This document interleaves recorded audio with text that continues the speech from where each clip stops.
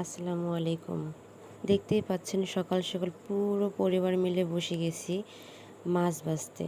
আজকের মাছগুলো এসেছে চাষ করা জমি থেকে, একদম টাটকা আলহামদুলিল্লাহ। আর দেখলাম সবচেয়ে বেশি ধরা পড়েছে টাকি আর পুঁটি মাছ। এছাড়াও কইসহ আরো কয়েক ধরনের মাছও আছে, তবে পরিমাণে একটু কম। প্রথমে সব মাছগুলো আলাদা আলাদা করে নিলাম, এতে পরিষ্কার করা আর মাছ বাছতে অনেক সুবিধা হবে।